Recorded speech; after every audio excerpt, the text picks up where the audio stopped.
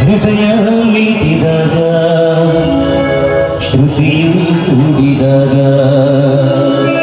ನೀನೇ ನನ್ನ ಜೀವ ನಾನೇ ನಿನ್ನ ಭಾಗ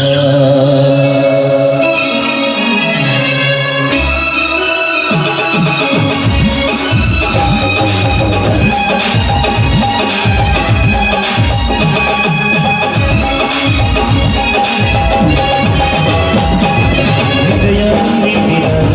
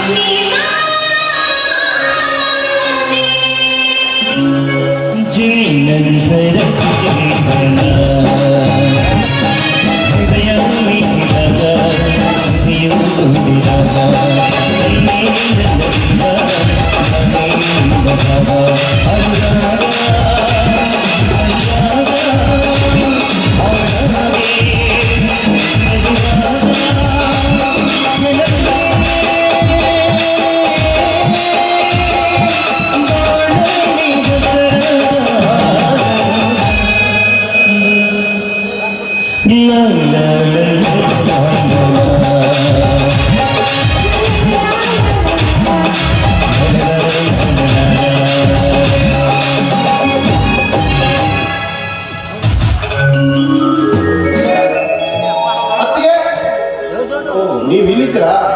ನಾನು ಎಲ್ಲೆಲ್ಲೋ ಹುಡುಕ್ತಾ ಬಂದಿದ್ದೆ. ಅತ್ತಿಗೆ ಫ್ರೆಂಡ್ಸ್ ಎಲ್ಲ ಕೂಡಿ ಪಿಕ್ನಿಕ್ಗೆ ಹೋಗ್ತಿದ್ದೀವಿ ಅತ್ತಿಗೆ. ಅದಕ್ಕಾಗಿ ಸ್ವಲ್ಪ ದುಡ್ಡು ಬೇಕಾಗಿತ್ತು. ಅಣ್ಣ ಪಿಕ್ನಿಕ್ಗೆ ಹೋಗ್ಬಾರಣ್ಣ.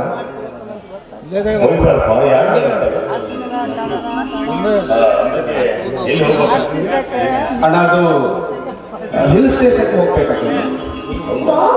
ಹಿಲ್ ಸ್ಟೇಷನ್ ನೋಡೋದಕ್ಕೆ ತುಂಬಾ ಚೆನ್ನಾಗಿರುತ್ತೆ. ನಾವು ಒಂದ್ಸಲ ಹೋಗೋಣ. ಯಾವಾಗ ಅತ್ತಿಗೆ ಈಗ ನನ್ನ ಜೊತೆ ಬನ್ನಿ ಅಣ್ಣ. ಈಗ ಮನೆ ತುಂಬಾ ಕಾಶಿ ಕೆಲಸ ಇನ್ನೊಂದ್ಸಲ ಯಾವಾಗಾದ್ರೂ ಹೋಗೋಣ. ಅತ್ತಿಗೆ ಇವತ್ತು ಸಂಡೇ ಫ್ರೀ ಇರ್ತೀರಾ? ಪ್ಲೀಸ್ ಅತ್ತಿಗೆ. ಮನೇಲಿ ಇದ್ದಾರೆ ಅತ್ತಿಗೆ. ಅದೇನು ಬೇಡ, ನೀವು ನನ್ನ ಜೊತೆ ಪಿಕ್ನಿಕ್ ಬರಬೇಕು. ನೀವು ಬರಲಿಲ್ಲ ಅಂದ್ರೆ ನಾನು ಹೋಗೋದಿಲ್ಲ. ನಿನ್ನ ಹಠದ ಮುಂದೆ ನಂತೇನಿದೆ. ಸರಿ ನಾನು ನನ್ನ ಮಗನ ಜೊತೆ ಪಿಕ್ನಿಕ್ಗೆ ಹೋಗೋಣ. ಯಾರು ಬೇಡ ಅಂತಾರೆ? ಹೋಗು, ಪ್ರೀತಿಯಿಂದ ಕರಿತಾ ಇದ್ದಾರೆ ಮಗ. ಒಂದು ಹೋಗುವ. ಸರಿ ಬರ.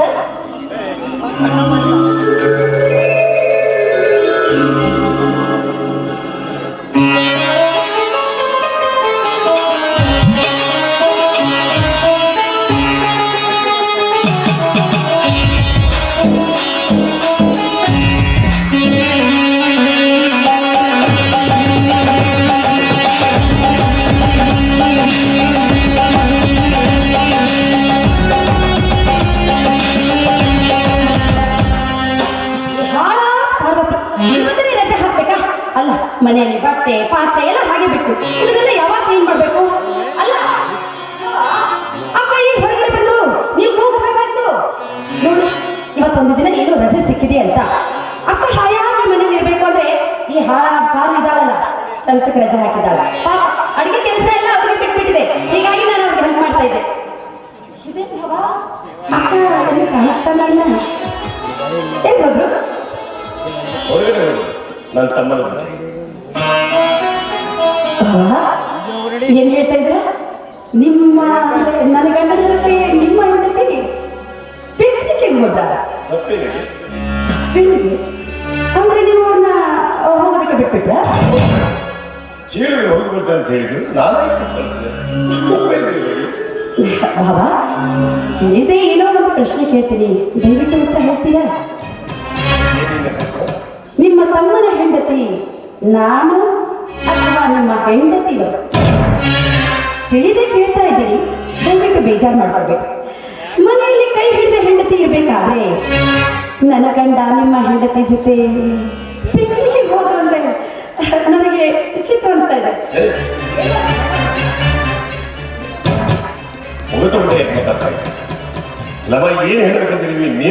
ನೇರವಾಗಿ ಹೇಳೋದಕ್ಕೇನಿದೆ, ನಾನು ನಿಮ್ಮ ತಮ್ಮನ ಹೆಂಡತಿ. ಬಂದಾಗಿನಿಂದ ನೀವೇ ನೋಡ್ತಾ ಇದ್ದೀರಿ, ಒಂದು ಪಿಕ್ಚರ್ ಆಗಿ, ಒಂದು ಪಾರ್ಕ್ ಆಗಿ, ಅಟ್ಲೀಸ್ಟ್ ಒಂದು ದೇವಸ್ಥಾನಕ್ಕಾದ್ರೂ ಕರ್ಕೊಂಡು ಹೋಗಿದ್ದಾರೆ ನಿಮ್ಮ ತಮ್ಮ. ಹೀಗೆ ಬೇಕಾದ್ರೆ ಮನೇಲಿ ನಾನು ಏನ್ ಮಾಡುತ್ತಿದ್ದೀನಿ? ಬರೀ ಮನೆ ಕೆಲಸ ಮಾಡೋದು ಕಷ್ಟನಾ? ಹೇಳಿ. ಅಲ್ಲ ಅಲ್ಲಮ್ಮ ಇದು ಏನ್ ದೊಡ್ಡ ವಿಷಯ ಅಂತ ರಬ್ಬ ಹಾ ಹಾ ಹಾ ನಿಮಗೆ ಇದು ದೊಡ್ಡ ವಿಷಯ ಇರ್ತಿಕ್ಕಿಲ್ಲ ಆದ್ರೆ ನನಗೆ ಜೀವ ಹೋಗುವಂತ ವಿಷಯ. ಮನೆಯಲ್ಲಿ ಕೈ ಹಿಡಿದ ಹೆಂಡತಿ ಇದ್ರು ನಿಮ್ಮ ತಮ್ಮ ನಿಮ್ಮ ಹೆಂಡತಿಯ ಜೊತೆ ಹೊರಗಡೆ ಹೋಗಿದ್ದಾನಂದ್ರೆ ನೋಡಿದ ಜನ ಏನ್ ಹೇಳ್ತಾರೆ ಅನ್ನೋ ಪರಿಜ್ಞಾನ ನಿಮಗಿದ್ಯಾ? ಅಲ್ಲ ಭಾವ, ಹಾಗಿದ್ರೆ ನಾನು ಈ ಮನೆಯಲ್ಲಿ ಇರ್ತಿರ್ಬೇಕು.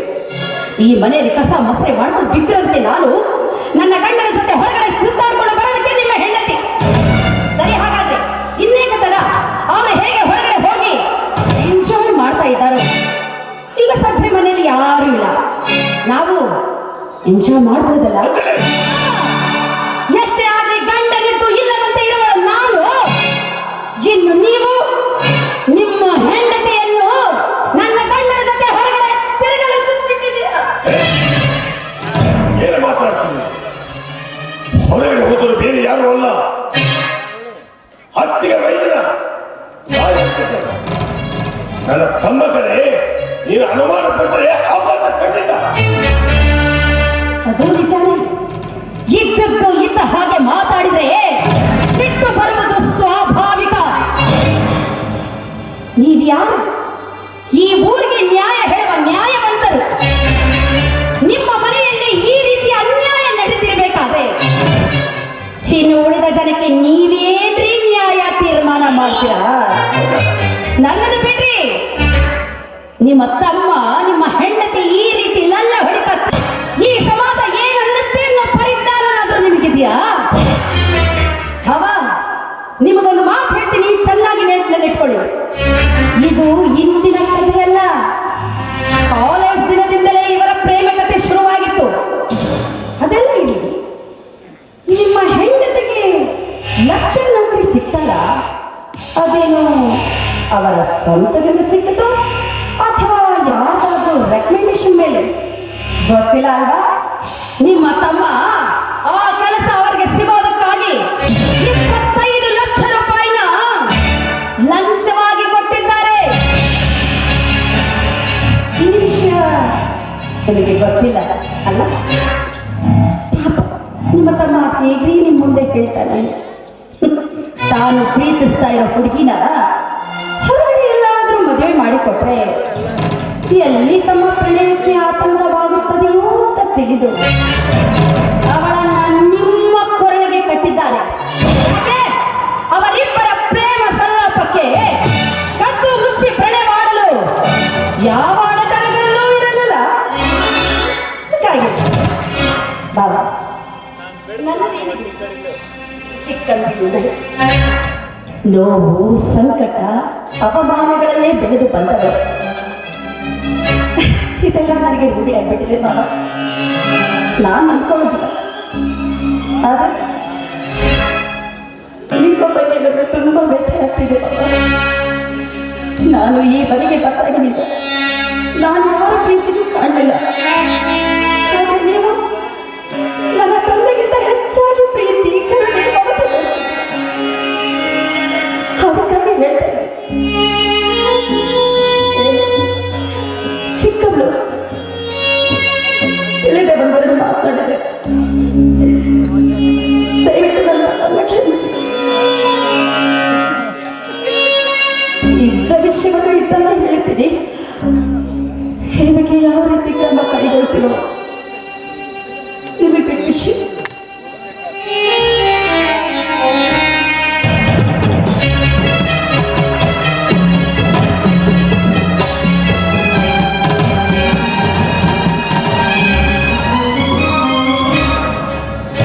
ಮಾತನ್ನು ಕೇಳಿದರೆ ನನ್ನ ತಲೆ ಸೆಳೆದು ಹೋಗ್ತಾ ಇದೆ.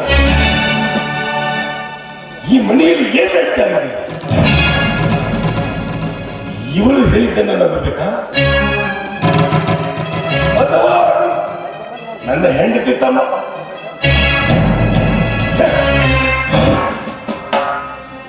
ಯಾವುದು ನಂಬಲಿ, ಯಾವುದು ಬಿಡಲಿ?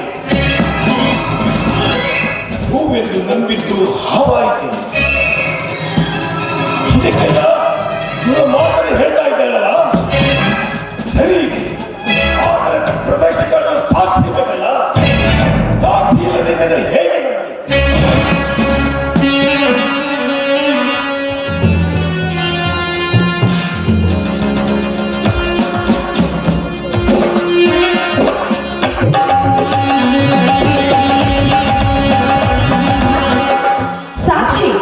ಯಾಕೆ ನನ್ನ ಮಾತಿನ ಮೇಲೆ ನಿಮಗೆ ನಂಬಿಕೆ ಇಲ್ವಲ್ಲ?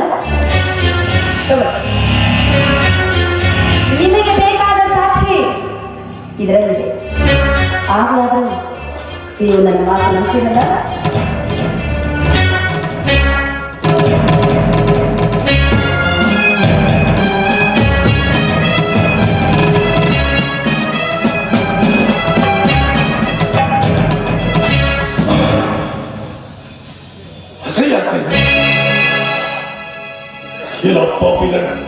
ರಾಜಶೇಖರ್, ಎಂತ ಕೆಲಸ ಮಾಡಿಬಿಟ್ಟೆವು. ಇವಳ ಪಟ್ಟಿರುವ ಅನ್ನಾದ ನಾನು ಪಡುವ ಹಾಗಾಯ್ತಲ್ಲೋ. ಇವಳ ಮಾತು ಸುಳ್ಳು ಅಂತ ನಾನು ತಿಳಿದಿದ್ದೆ. ಈ ಸಾಕ್ಷಿ ನೋಡು ನೋಡಿದರೆ ಗೊತ್ತಾಯ್ತು. ನಿಜವಾಗಿ ನನ್ನ ತಮ್ಮ ಅಲ್ಲ.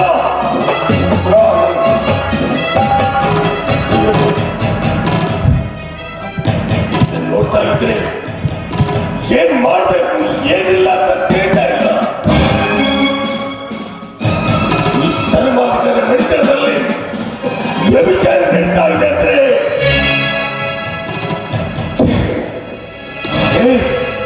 ನೀನು ಚಿಕ್ಕವರಿದ್ದಾಗ ಎತ್ತಿ ಆಡಿಸಿ ಕಣ್ಣಲ್ಲಿ ಕಣ್ಣಿಟ್ಟು ಬೆಳೆಸಿದೆ. ಅದಕ್ಕೆ ನನಗೆ ಕೊಟ್ಟಿರುವ ಶಿಕ್ಷೆ ರಾಜಶೇಖರ, ಈಗ ಹೋಗಿ ಎಲ್ಲ ನಿಜವಾಗಲೂ ಅನುಮಾನ ಪಡುವಂತಿದೆ.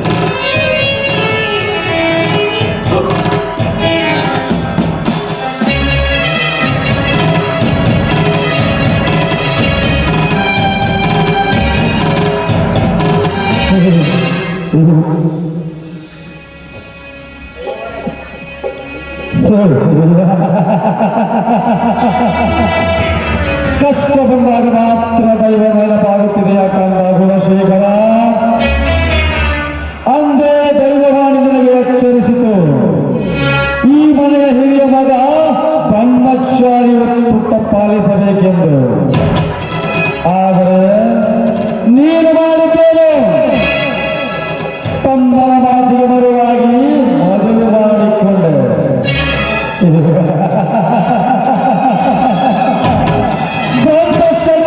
ಭಂಗ ತಂದೆ ಹೆಣ್ಣಿನ ದೇಹದಲ್ಲಿ ಬಿದ್ದು ಒಟ್ಟಾಡಿದೆ. ದೈವವನ್ನೇ ಬರುತ್ತೆ. ಈಗ ಸಂಕಟಪಟ್ಟರೆ ಏನು ಪ್ರಯೋಜನ? ಹೌದು ಹೌದು, ನೀನು ದೈವದ ಧರ್ಮಾಧಿಕಾರಿ. ನೀನು ದೈವದ ಧರ್ಮಾಧಿಕಾರಿ ಕಂದ. ಇದು ಅಂತ್ಯ ಅಲ್ಲ, ಆರಂಭ. ಇನ್ನು ಮುಂದೆ ಕಾದಿದೆ ಧರ್ಮವೇ ಕಷ್ಟ. ಪಾಲಿಗೆ ಬಂದದ್ದು ಪಂಚಾಮೃತ, ಅನುಭವಿಸಲೇಬೇಕು.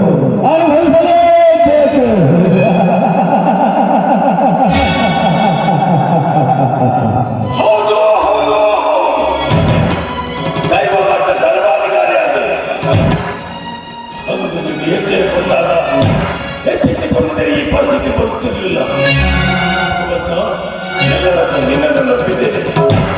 ಏನಾಗುತ್ತದೆ ಆಗಲಿ, ಆದರೆ ಗುರುಗಳ ದೈವವಿರಲಿ. ದೈವವಾಣಿ ಆದಾಗ ನಾನು ಎಚ್ಚೆತ್ತುಕೊಂಡಿದ್ದರೆ ಇಂಥ ಕಡಕೋರ ಕಷ್ಟ ನನಗೆ ಬರುತ್ತಿರಲಿಲ್ಲ. ಎಲ್ಲರೂ ಸಿದ್ಧರಾಗಿ ನಿಂತಿದ್ದೇನೆ. ಭಗವಂತ ಸಿದ್ಧರಾಗಿ